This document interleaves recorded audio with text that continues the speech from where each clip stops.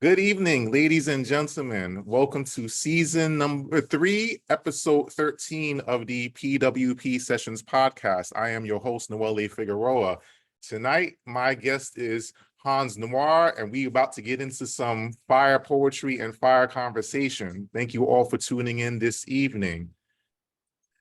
Now, for those that may not be already familiar with this podcast, as I adjust my PowerPoint right here, okay?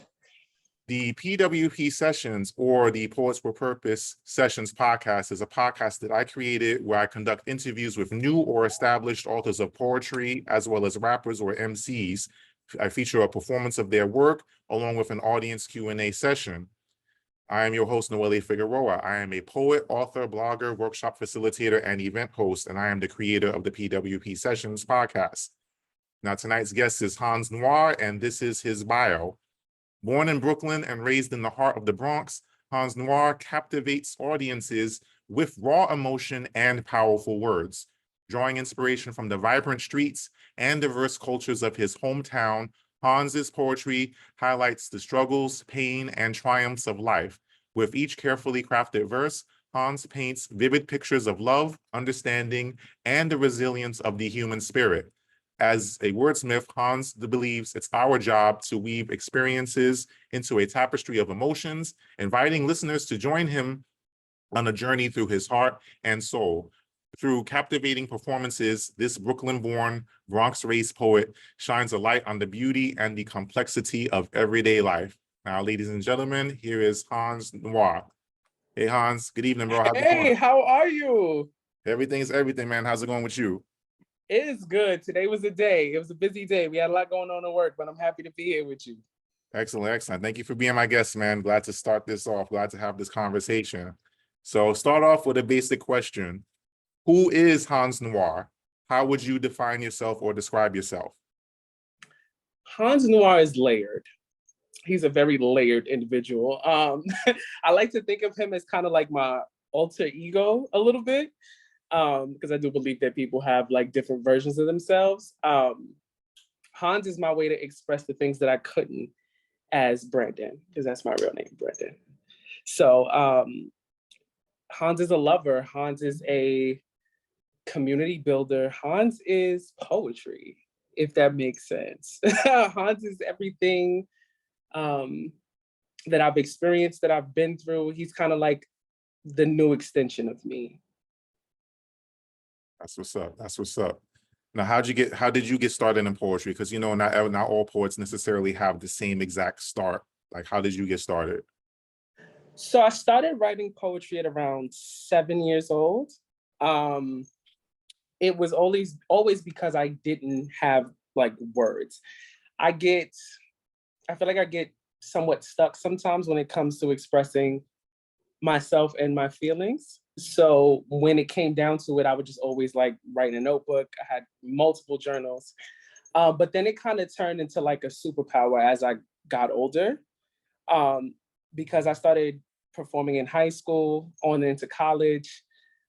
But I think the biggest turn of events was when I was 25. I was in a very up and down relationship, and I had nowhere to turn. I was like, what is going on? I need an outlet.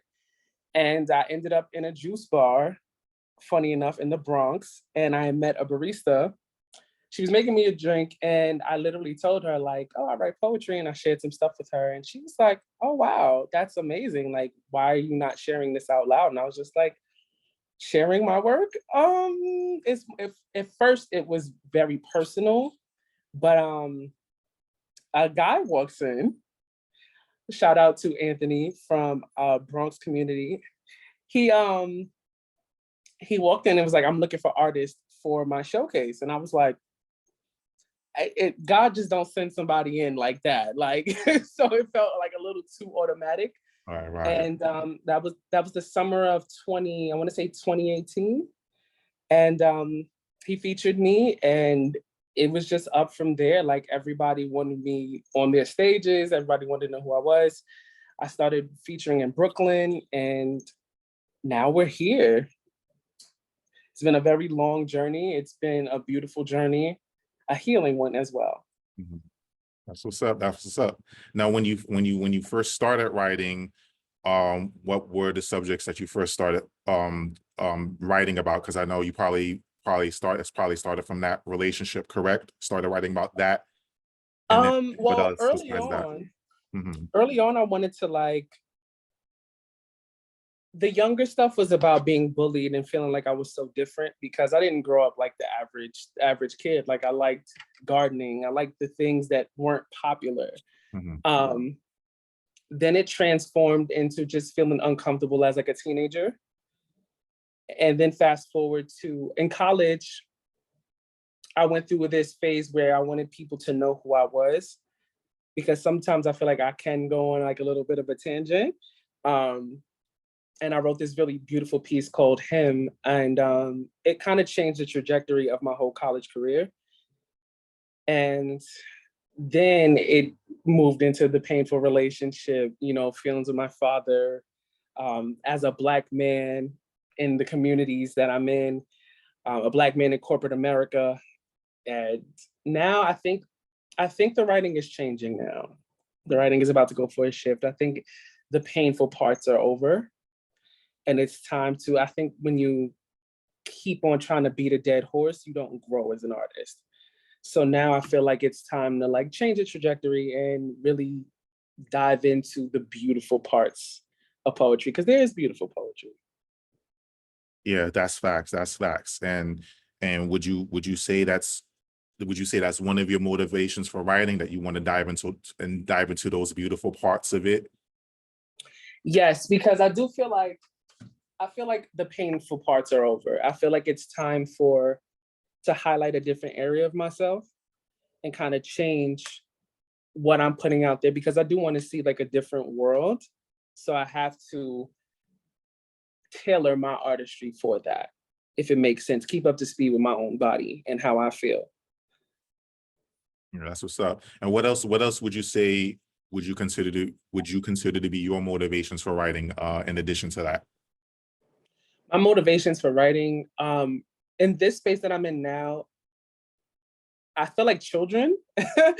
I look at the kids of today and I'm like, okay, like I see me wanting to be kind of like the godparent of them all because I do feel like there's an area of gray as far as like raising the children and teaching them how to express themselves in healthy ways. Like when I look around these days, it's kind of crazy outside. So Mhm. now children now, the beauty in life, like overcoming things that I didn't think I was going to overcome, that in the moment didn't feel like I was going to overcome them. And I want to just talk from the soul. It's not more about being seen anymore. It's about just expressing what being an artist feels like and balancing that out as far as like working, being a man, being a human being. I'm finding balance in that in my writing right now. And would you say that your writing is a source of healing in some way based on everything you've experienced? Yes, because just like everything else in my life, I feel like sometimes the writing will be like, okay, you're dragging it. Like, the writing will bring me back up to speed. Like, yeah, you're dragging it. My writing talks to me like I talk to myself. Hmm. And that's always fun. Because it's like real life having a conversation with yourself about what you want to put out in the world. Do that. And who or what would you say helped you to develop your skills as a writer? Oof, well, I have a creative tribe. I call them my tribe. They are, shout out Amethyst Siren, shout out Victor B, shout out Destiny Poet. They are really like my motivators to keep writing. Like anytime I throw them an idea, I run stuff past them. They show me mad love. They tell me what could be different. They tell me when I'm dragging it as well. And they are my motivators. They've been with me since, I guess, the beginning of my New York poetry career, on until now. And I absolutely love them. Here in Charlotte now, because now I'm living in Charlotte, there's a lot of creative spaces that are different, I feel like. Um, Shout out Sir Abstract. shout out Marge the Gym, shout out a Poet Next Door. These are all people that keep me going. The Charlotte poetry community is so dope. I always have to say that in interviews because it's so different. Seeing healing spaces where men show each other love, and it's not always about like clout and toxicity. It feels really good to be a part of a community like that. Yeah, definitely, definitely. That's good. And that's important as a creative to have to be able to say that you have a community that you can fall back on to help cultivate you as an artist and as a person at the same time. It makes a difference. Absolutely. Now let's talk about your latest project. For those that may not already be familiar, can you share like what's the name of it and what's it all about? Yes, so I just released an album December 1st called We've All Been There. It was a collection of 22, I call them 22 rooms, 22 dimensions, just letting people know that we've all been in similar situations. If you have sexual trauma, if you have relationship trauma, if you have family trauma, that was kind of like I feel like that's the closing of the painful parts. So now it was something that I wanted to universally speak to people. I feel like a lot of artistry is kind of like tailored in a certain way now. And I wanted to go the opposite direction with this project. It was the struggles as a man, because men, we don't talk about our pain at all. So when we put it on wax, I think it has a different feel. The artwork is this dystopian universe I created myself that it's 6 different versions of me. People can't tell it's 6, by the way, I blurred it out, but it was 6 different versions of me on that cover in different situations. And the world just looked like it was on fire. It was ablaze. There's this big orange red moon. The back cover was kind of like a snowstorm. Like I just wanted it to feel very like we're in the midst of something, but we're all in the midst of something. Right. Let me see. I think, yeah, that's the basis of the project. Now, what was the process for you to pull this together? Like, how did you decide to move forward with this? Like, what was that process like for you? I have been, weird enough, I've been fired a lot from jobs because I feel like my quirkiness doesn't work in corporate settings. So I had been released from a job that I was really busting my like butt for. And I was like at the brink of depression, and I was like, you have to go another way with this. Like, you can't sit at home, you can't mope around this time, like put this energy somewhere else because you have no time to be depressed. You've worked too hard this year, you've done a lot, like, so I sat down and I was just like, okay, I'm gonna do an album. And when I first started drafting the album, it was only supposed to be 12 pieces. It was gonna be 12 newly crafted pieces that, spoke to people. But as one day I was going through like all of my repertoire of poetry, and I was just like, when did I even record this? I was like, when did this happen? When did that happen? And then the 12 pieces that I had wrote kind of felt like bridges to some of the stuff that I had recorded previously, like throughout the year of 2023. And I was just like, huh. So then I sat down and I literally like put poems. Like, if you can see, I have like a notebook, well, a sketchbook that I was like battling myself, like, oh, this one has to go here, this one, then I crossed out stuff, just so that there's a flow. Like, it's a flow of, it starts off with waiting. Waiting is like this, I say roomy poem that expresses that a person they're waiting for something, but they don't know what it is. And then it ends with thank y'all. That was kind of like my dedication to everybody who's been a part of the process and the journey.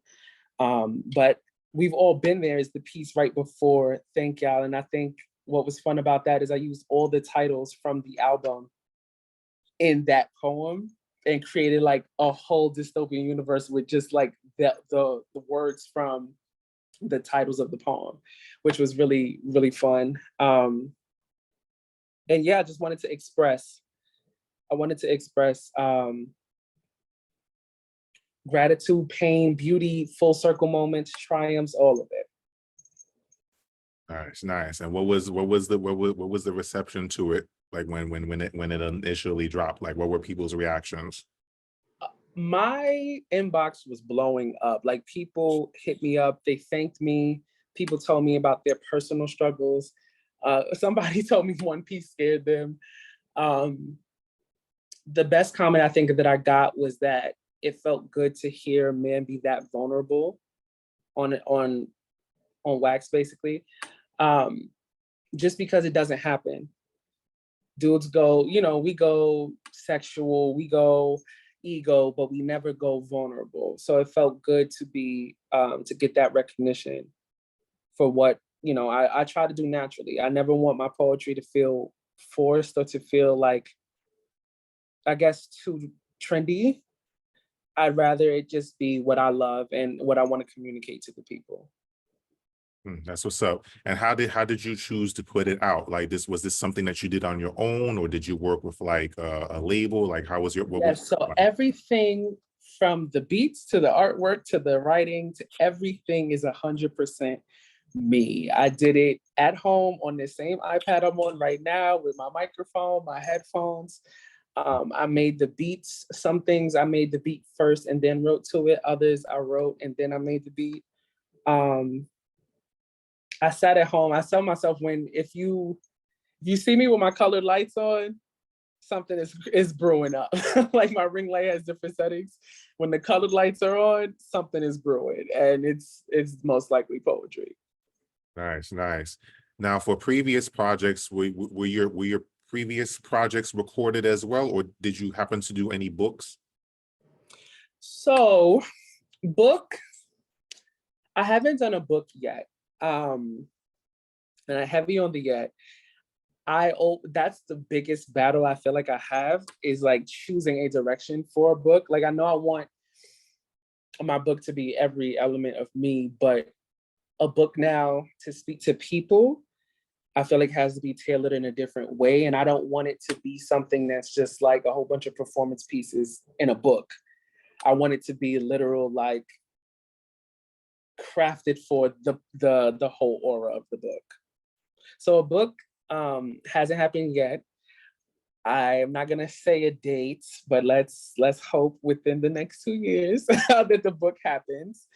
The next thing right now, I want to do videos for We've All Been There.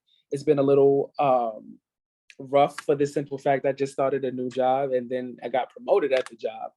So finding time and that balance to still pursue what I love is, I'm gonna say, uncomfortable for now. It won't always be, but right now it's just been a little like I'm trying to fit things in. Nice, nice. That's what's up. That's what's up. Now, name drop for a minute in a good way.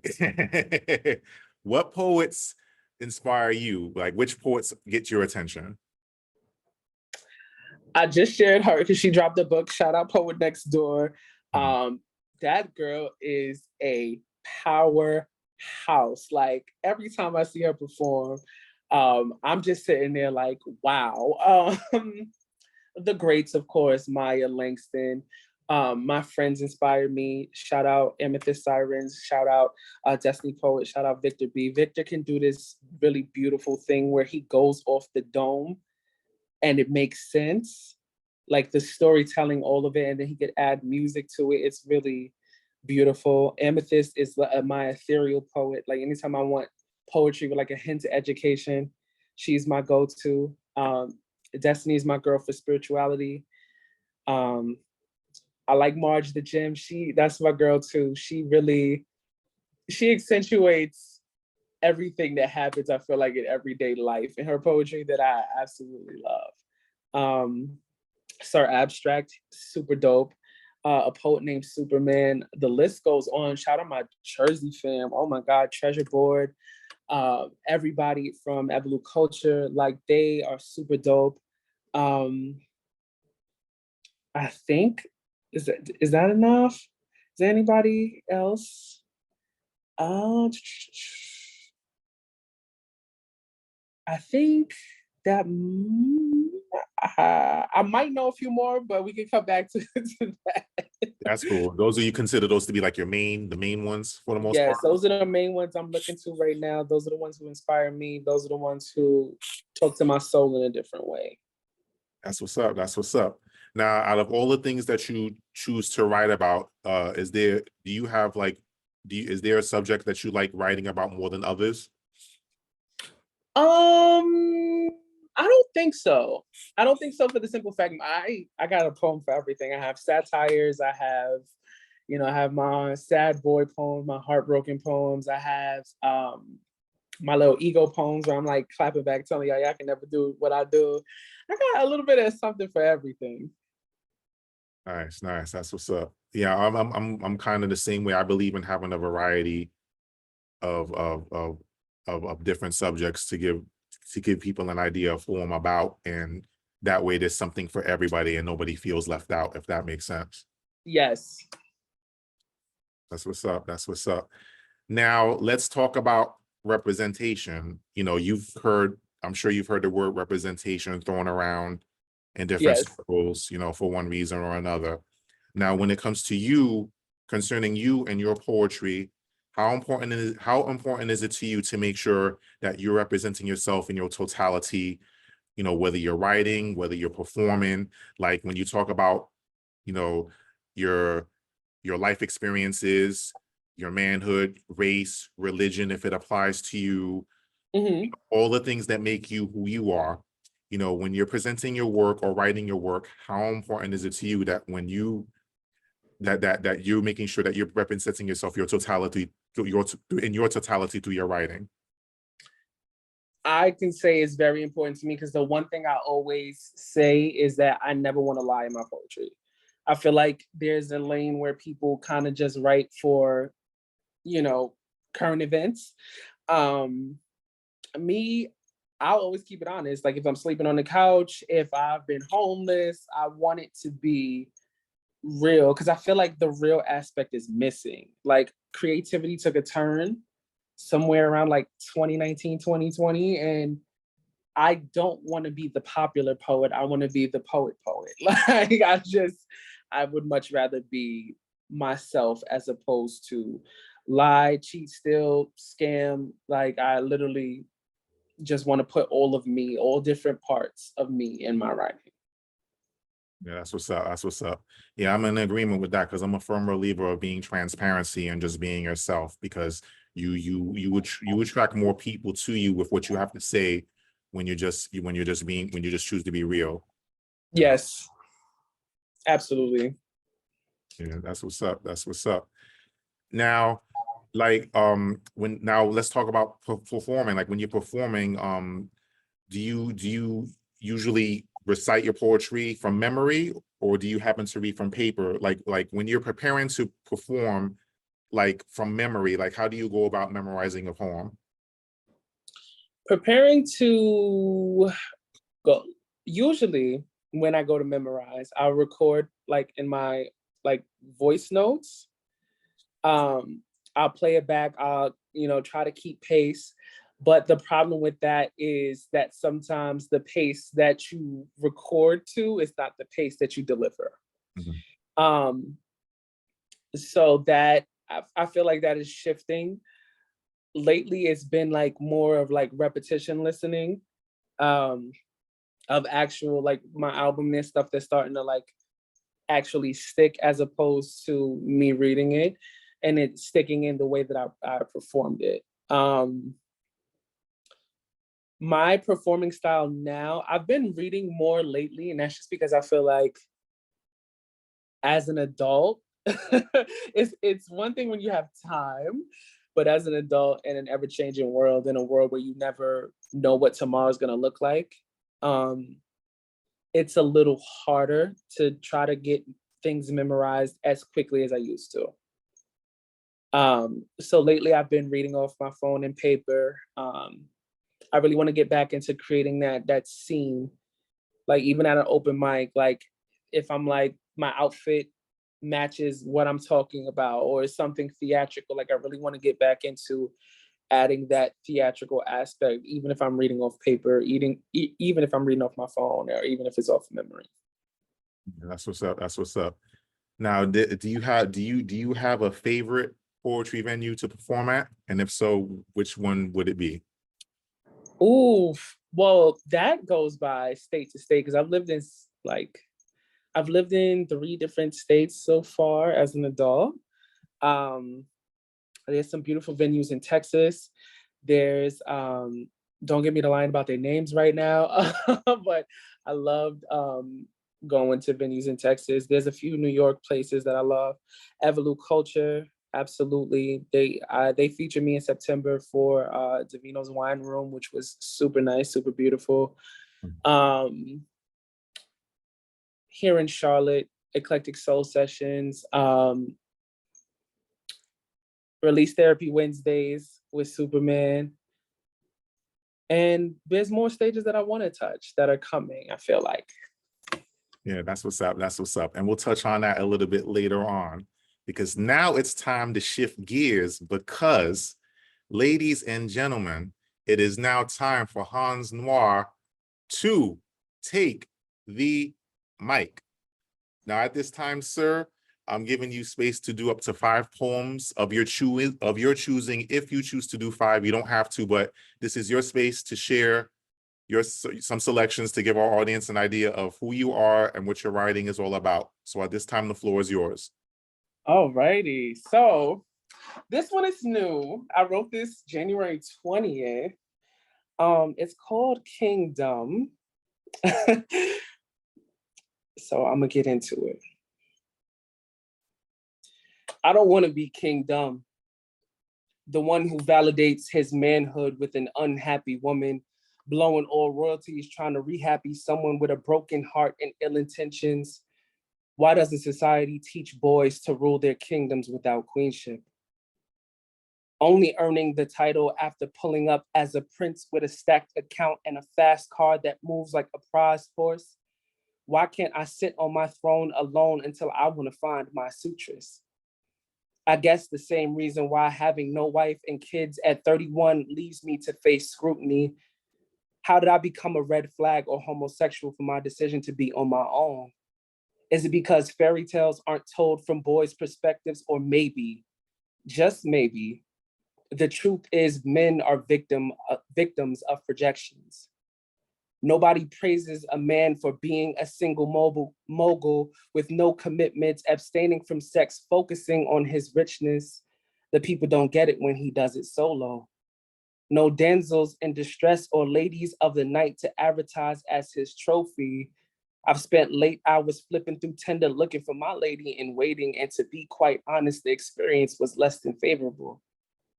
No more kissing frogs waiting for my Tiana, a hardworking woman who loves her family without all the drama. Having expectations and boundaries makes me a misogynist. All these names and titles without being called a smart man, doing all he can without my efforts being built on a woman's back.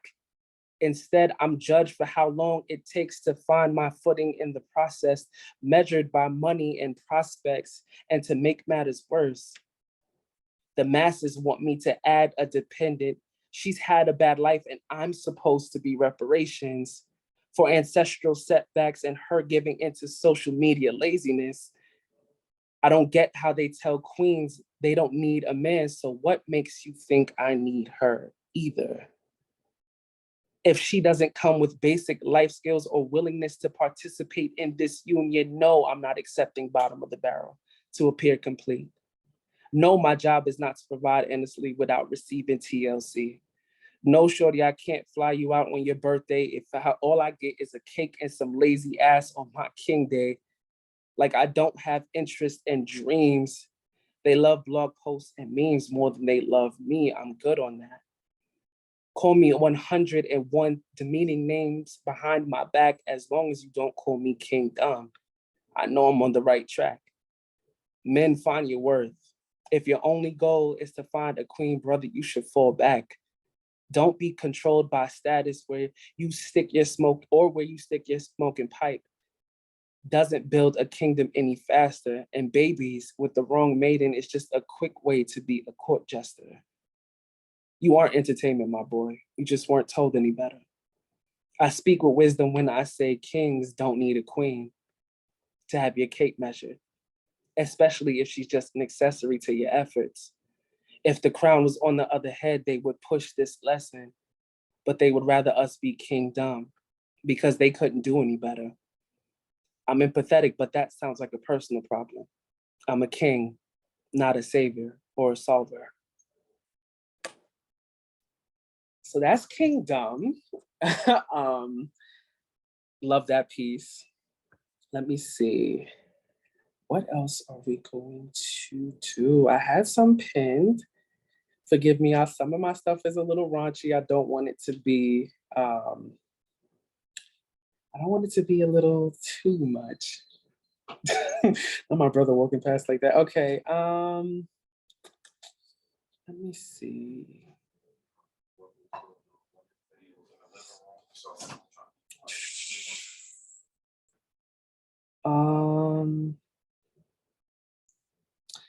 This one is okay. This one is called Haunz's Prayer. I wrote this in 2022. Divine powers, come into my life. Remind me of God's graces when tarnished thoughts stained current realities. Lord, open my eyes, uncloak what isn't, unpack what is. Let my wisdom and discernment work circumspectively, detailing the life bestowed.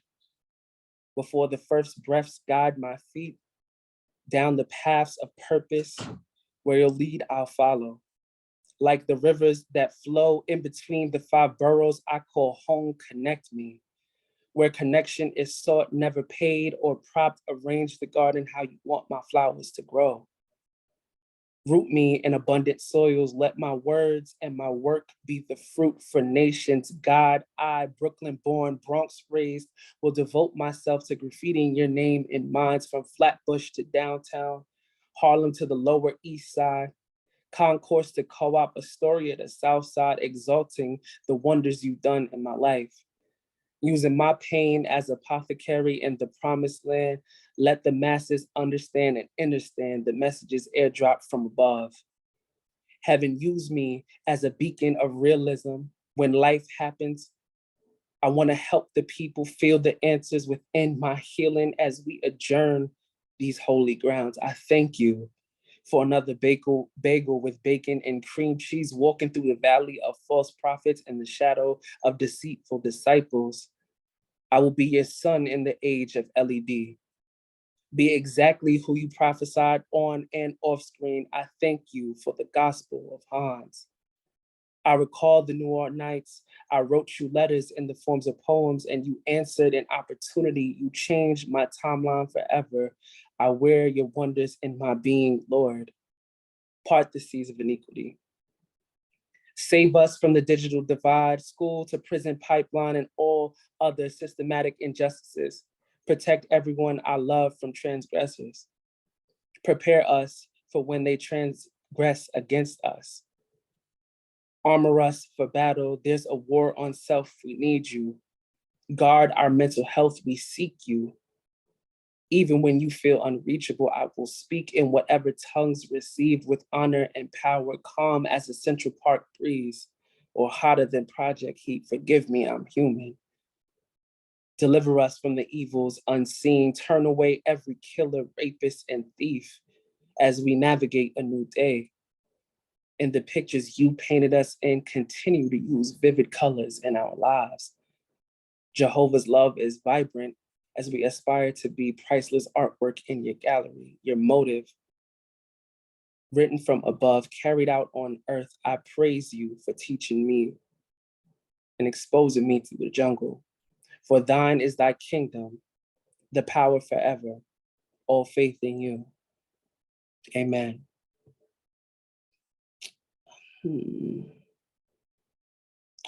Let's see.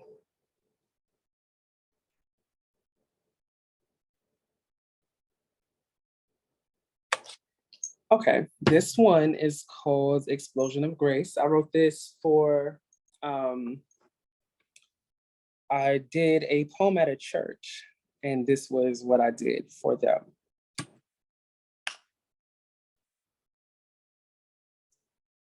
No weapon formed against me shall prosper. It won't work, said no weapon formed against me shall prosper. It won't work. It won't work. It didn't before and it won't right now. When life gets rough, I remember to take a bow. I lift my head to the Most High when the spiritual warfare ignites. In the wee hours of the morning, my angels get to fighting. Everything God said can't touch me. As long as I put my trust in him, it's nothing. No problems or discussions. He sends an explosion of grace, leaving the devil flustered. And as I walk through the valley in the shadow of death, I walk through knowing wholeheartedly I'm divinely protected. No armor or weapons, just a mission and a message. I am a mixture of God's lessons and yeses. I'm constantly receiving blessings on blessings. No need to start stressing when God gets to correcting. I never question my direction. Long as I keep the faith when God starts stepping, it's him I'm always repping. Again and again and again, no weapon formed against me shall prosper when God's the MVP on my roster. And after 40 days and 40 nights of chaos, I got a word. Stop putting my trust in human object or bird. When my soul was sold out, he reminds me of my worth. I don't have to outsource validation when God has me outreaching in service. A poet bred from the book of Psalms, a humanly force backed by God. Don't insult us thinking you've prospered. God showed up as him, I showed up as me, you showed up with ill intentions, a real wolf dressed as sheep without an ounce of power simply because I've been herded by a king. You don't have to like this poem or my singing. As long as those bells get to dinging, when you try to cause me harm, I am delivered from enough. I've been delivered from enough deserts to know how to weather a storm, from hot, dry sands to oceans that taste like tears. I'll exalt the Lord in my darkest hours. While my enemies scramble to form armies and arcs, foolish to think God wasn't here from the start, silly non-believer. Kindness and grace are the main factors that set us apart. Understand, nobody can touch what's God's anointed if he didn't appoint them, and he'll send them right back with the quickness where they came from, because no weapon formed against me shall prosper. It won't work. Okay, I've had enough of my phone. Let's see. This was one of my, I can say, debut pieces. It's called I Want My Neighborhood Black. I want my neighborhood black. African black, Latin black, whoever black, I want my neighborhood black. I'm talking combs to naps, brushes to waves, beeswax to braids. I couldn't imagine being a dot on white paper. This stain on the apron, the dent in their Honda Civic who fucked up their ecosystem. At least if I see black, I feel safer. No neighborhood watch killing my kids. China, we would savor the neighborhoods from what? Some black children? So explain to me what happens if I go outside and shoot 10 or Dylan and Emily. It's locked me up, throw away the key. This is why I said I want my neighborhood black. I can maneuver black. I don't need to watch my black back. I could eat black, sleep black, live black, laugh black. I could black without Susan saying, oh my God, he's murdering his girlfriend. Like, damn, why are you listening? Listening so hard, you must be down for the score. You need to ditch Lip Dick Tom and get a Tyrone in your world, but I'm gonna save that energy for a different poem. I need to see people that look like me, walk like me, talk like me, summer nights out with chairs and drinks like me, smoke blunts like me. I need to see bodegas and delis filled with poppies and Akis, no Marcus and Adam saying, can you turn the music down, please? No suburbia's cul-de-sacs, low cut grass. I need to see street lights, hear Mr. Softy music, see fire hydrants, the usual. I need my neighborhood black to stay alive. No crossing enemy lines or ending up on the news at 5 as my family sits at home and stares in white and blue's eyes. They know that hatred is the reason why white, black, and blue my eyes right before he took my life. That's all right. I want my neighborhood black. melanin black, tan black, culture black, whoever black. I want my neighborhood black. Period. And let me see. Let's end on. Let's end on.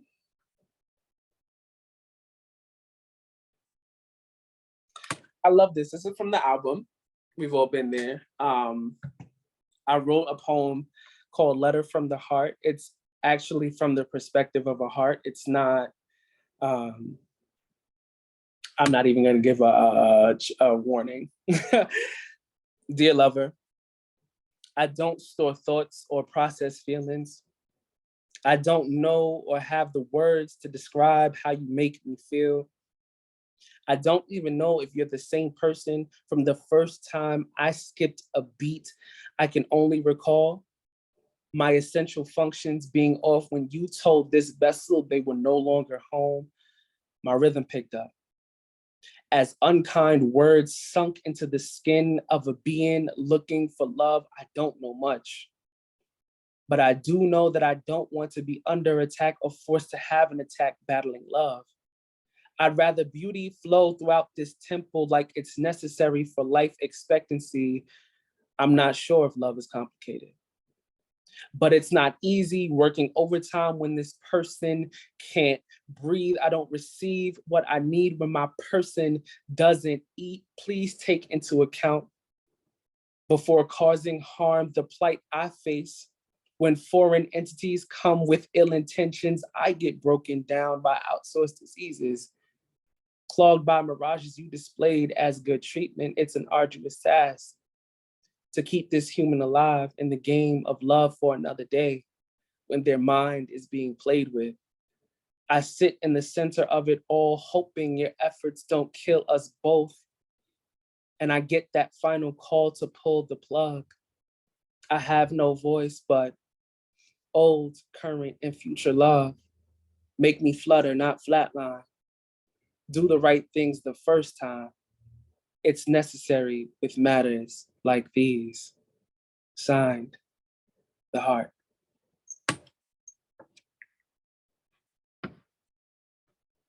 Ladies and gentlemen, somebody has officially ate and left no crumbs. Ladies and gentlemen, you just heard the poetic stylings of Haunz Noire. He just set fire to this mic this evening. Bro, outstanding poetics, man. No question, no question. I appreciate you coming through. That was dope. No question. Thank you so much. Totally feeling those pieces, for real, for real. Excellent, excellent. So now we're going to shift gears as we get towards the closing of this particular episode. So now at this time, we're going to do a modified Q&A, and I'm going to set it off with this question. Now, if you could collaborate with any poet, living or deceased, who would it be and why? This is such a generic answer, but I would have to say Maya Angelou for this simple reason. I listened to The Cage Bird Sings so many times when I first thought about doing an album, because I loved how just raw and real it is. It didn't feel like overly edited. It just felt like her in the studio having fun, reading her poetry. And she said, she's like, I don't rap. I don't da da da da da da da. And it was the beats, it was everything. And that's what I tried to emulate with my own album. So definitely Maya Angelou. Nice. That's what's up. That's what's up. Now, of all the venues that you may be aware of for perform poetry, do you have like a dream venue, like a venue that's your like ultimate goal of performing at? I I think I've already crossed that. Though one of the biggest ones was the New Eurekan Poets Cafe. I got featured for them twice, and I actually worked closely with one of the founders. And that was a blessing. It opened a lot of doors. I was on TV following that. for BronxNet, performing I Want My Neighborhood Black. It was really beautiful. I guess I do want to do Busboys and Poets. I don't really think about where I'm going to be featured at. I just know that when it's my time in poetry, it'll be my time. Like, I'm going to touch stages. I'm going to talk to people. And it's already happened. I think, shout out again. I always got to shout out People's Sir Abstract. He featured me for, I guess, the blackest event I've ever done. It was at the Harvey B. Gantt Center out here, which is like a historical Black museum. And I performed in front of 400 people in September. And it was the craziest experience because I did a poem that detailed the trauma with my father. And it's funny, you never know how poetry is going to hit. And no matter what stage I've left that poem on, people have walked away feeling physically different when they hear me recite that. And out of 400, I had at least 50 people like come up to me and be like, thank you for what you just did. There's a little exercise that I now pair with that poem in spaces, and you got to come see me to know what that exercise is, but it definitely touches people and creates a space within a space. So the Harvey B. Gantt Center, I guess, was kind of like not expected, but it is one of those things that, and I was one of the only poets that the Harvey B. Gantt Center put on their story, and it made me feel really beautiful. That's what's up, man. That's what's up, man. That's something to be proud of for sure, no question. Now share with our audience, like aside from like this project that you just dropped, you know, like this most recent poetry album, like can you share like other projects that you have put out up until this point? So I did a lot of singles. I think I went through this phase at the end of 2019, early 2020, where I just kind of got, I guess, not tired of being in the scene, but I wanted it to feel different. And because it didn't feel like how I wanted it to feel, I kind of just made my own scene. And I started doing like a lot of like mini projects, recording like my own videos, still mixing, mastering, producing my own stuff. And what kicked that off was Water. Water is a really fun poem about basically being a man and getting up off your ass and doing what you got to do. I shot it in a pool while the party was going on, and legit, it looks like I was swimming in the ocean, just weightless, just free. And that started off, I guess, the ripple effect of poems. Another real beautiful poem, Moments with Destiny. I love that piece because it was kind of like poetic, post-apocalyptic, because the pandemic kind of felt a little apocalyptic. So we had shot in Coney Island, which was really fun.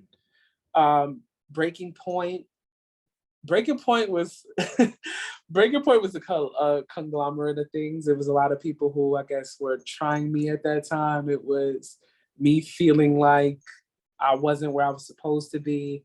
I think one of my favorite, I guess, pre-project pieces was and I still listen to this one to this day, is To Whom It May Concern. It was an open letter just saying like nobody has this power over me anymore. It's the one piece in my thing, like I don't care if anybody else likes it. It's literally, it speaks to my soul at every version of me. Because it's like, to whom it may concern, I am no longer a punching bag for you. Someone you could bruise, misuse. I'm done laying my bed in refuse rooms because you labeled me garbage. Like I love that piece. I haven't, funny enough, I go through phases. The other day I woke up and I couldn't stand like a whole 2 years worth of poetry. So I deleted it, right? But before I deleted it, I went through and to see what like I needed to save, like what was an absolute salvage, like you have to, and I found a manuscript that I started writing in 2020. And I'm gonna comb through that because right now I have maybe 2 other manuscripts that I've written. I lost one complete manuscript in a broken laptop. That kind of broke my heart because I really love that manuscript. But yeah, I have stuff to draw from different versions of me that I feel like will be nice for the coming things. Yeah, that's what's up, man. Now taking all of your work into consideration, what would you say you would hope to accomplish with your work? The biggest thing I want to accomplish with my work is really talking to the people and creating the spaces that I want to see in the world. I know that might sound cliche, but I don't feel like we have enough spaces that are strictly for creatives. I feel like we have a lot of hybrids. We have bar, we have, club setting, we have all these things, but I want something that is like strictly poetry, strictly to what the creative needs. Growing up, if I would have had more things that pushed writing and creativity, I probably wouldn't have done some of the knucklehead stuff. And now I think I want to be that space for creativity. I have like 2 big goals that I really want to carry out within the next 10 years. Yeah, excellent. That's what's up. That's what's up. Now, what's next for you? Do you have any other projects or other events coming up that you'd like to share with our audience? So a little birdie told me that there could be another album coming very soon. Yes, yes, A little yes. birdie told me that another album could be coming soon. Nice.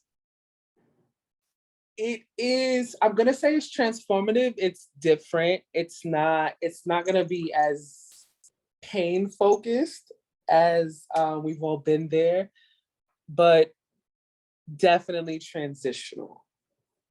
That's what I can say. I have a date for it. The date is y'all will see the advertisements for those who follow me. But yeah, I do have another album. I have a couple of singles. I keep on playing with Nights Like These. Nights Like These was one of my first pieces over classical music. I was like obsessed with classical music in 2018. So I put a poem over classical music, and I have it re-recorded and remastered as like now. But I keep holding on to it. I battle myself. Sometimes I'll be like, oh, yeah, I'm gonna put this out, but then I'm like, no, I'm not gonna put this out. So I have stuff to put out, but you guys, I don't know, it might all go on the project. Who knows? Nice. That's so. Now, before we close out, can you share with our audience where you can be found on social media? You can find me everywhere, Haunz Noire. So that's Instagram. That's for those who don't know how to spell Haunz Noire. It's HAUNZNOIRE. It's Instagram, YouTube. Please subscribe to my YouTube channel. I am 4 followers away from 100 followers. Nice. Instagram, Twitter. I don't really use X, whatever it's called now. I'm not really. Some social medias are getting phased out. Facebook, and I do have a website. I do have to publish it, but it's dualcreative.com. That's where you'll be able to, I guess, catch up with me. I have a podcast called the Noire Podcast. That is, I have a new episode dropping. It was supposed to drop today, but we're going to go for Monday because it's been a busy work week. And yeah, I'm just super excited. Yes, excellent. Congratulations on all of that. That's what's up. Awesome. Thank you. So as we close out, ladies and gentlemen, there's just one more thing that I need to do, and that is to say thank you. First off, Haunz Noire, thank you for being my guest. Fire conversation and equally fire poetry, quality material, no question. Thank you for coming through and sharing your work, and I wish you all the best with your future endeavors. Thank you so much, and thank you for being a supporter. You always show me mad love, mad appreciation, and I appreciate you for the space on this dope platform. Y'all make sure y'all follow my boy. Hey, man, thanks, man. Appreciate that. Appreciate that. Now, coming up next is another equally fire poet, Elliot Fant, also known as Poem. He is episode 14 of season 3, coming up on Tuesday, January 30th, 2024 at 8 p.m. Eastern Standard Time. Now, for more information about Poets for Purpose and the P.W.P sessions, you can call me at 646-372-6230 or email me at poetsforpurpose@gmail.com. All of my logos and flyers were designed by the awesome team at Eclipse Graphics. You can find them on Instagram at @Eclipse Graphics NY. Hit them up to see samples of their work and potentially work with them for your future projects. Lastly, those of you interested in making a donation, you can do so through PayPal, Tap Media Man, $Anointed Pen, or through Zelly, utilizing my phone number. And that, ladies and gentlemen, is a wrap for episode number 13. This episode will be uploaded to the Poets for Purpose YouTube channel within the hour or so. So be on the lookout for that, to share the link through all of your social media channels. Haunz Noire, thank you again for coming through. Big thank you to my audience. Have a good night, everyone. God bless. Thank you. God bless. Peace, man. Thanks a lot. Of course.